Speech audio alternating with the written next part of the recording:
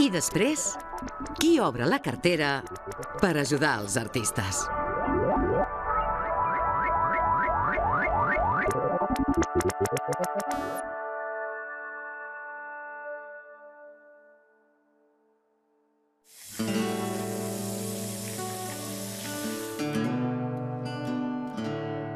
La matèria no es crea ni es destrueix, es transforma. I hi ha qui transforma allò que té en una nova energia, una nova força capaç d'obrir portes i retornar a la societat allò que li ha donat.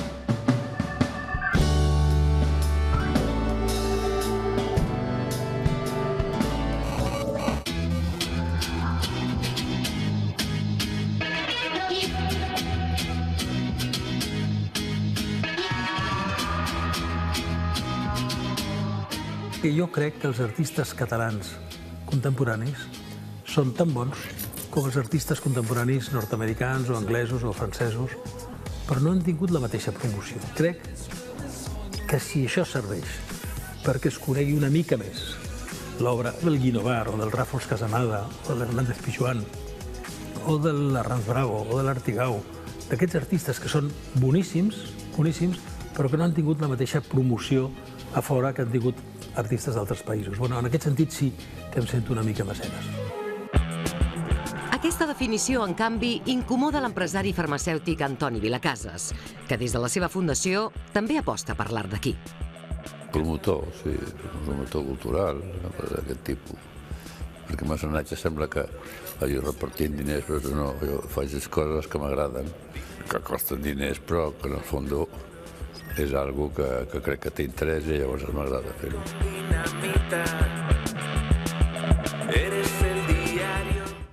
Parlar d'art i al mateix temps de diners sembla de mal gust, però inevitablement van lligats. El mercat de l'art se sustenta sobretot en els col·leccionistes i cada cop són més els que decideixen compartir el seu patrimoni amb el públic. Les empreses i els particulars es donen compte del prestigi a nivell social que dona el promoure la cultura. I s'estan donant més casos perquè realment ja no només és una satisfacció pròpia per ells, sinó crec que tenen aquesta funció social que falta moltes vegades al sector públic. Els exemples d'inversors que s'han abocat en el món de l'art es repeteixen a tot Catalunya. A Lleida, l'empresari Julio Soriguer, dedicat al món de la construcció, ha creat un espai d'exhibició on mostra una important col·lecció d'art contemporani. Isaac Andic, de Mango, Josep Sunyol, d'Hàbitat o Felip Massot, de Vèrtix, formen part d'aquest grup heterogeni de col·leccionistes, un grup en què també podríem incloure Andreu Rodríguez, que reclama per a l'art tecnològic la consideració de categoria artística.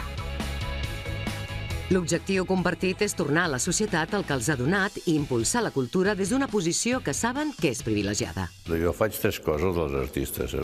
Una, faig els premis, que conec la gent que comença. Promociono la gent que avui dia està venent, o sigui, la gent que té un cert métier i que verdaderament després exposa aquí o fora d'aquí. I després el que recupero són les trajectòries dels artistes que han sigut i avui dia estan oblidats, o perquè s'han fet grans o perquè s'han mort, però dins del segle, no? I això dona molta satisfacció. Un dels pintors que s'han fet grans amb el suport de Vilacases és Agustí Puig, l'artista de Sabadell que va ensenyar a pintar Penélope Cruz a la pel·lícula que Woody Allen va rodar a Barcelona. Puig ara exposa a tot el món. Potser ara no és el millor lloc. Entre les mostres que es poden veure actualment a la Fundació Vilacases destaca la de Lita Cabellut, que ha venut més de 33.000 entrades, l'única fins ara on s'han format cues d'accés. La gent va al museu perquè la cultura avui dia interessa menys que altres coses. Avui dia el món està ple d'activitats i de coses que verdaderament creen l'interès de les persones, no? Des dels esports, des de la televisió, el cine, amb això del Netflix ara, cada vegada hi ha més gent al cine. Perquè si a casa teva apretes un botó i pots buscar la pel·lícula que vols i n'hi ha a centenars, no vas al cine, no. Vilacases, aficionat a tot tipus d'art, exposa ara a Can Framis, a Barcelona, una retrospectiva de la figura de Pere Portabella. Ell va fer l'escola de Barcelona de cinema, no? Sí, vull dir que va ser un adelantat en aquest aspecte. I verdaderament avui dia és un referent, perquè vull dir que està en molts museus del món com a expressió de l'art de la cinematografia. Tots aquests projectes, com el de la nau Gaudí de Mataró, estan impulsats per particulars, que recurrentment reclamen una llei de mecenatge que millori l'actual.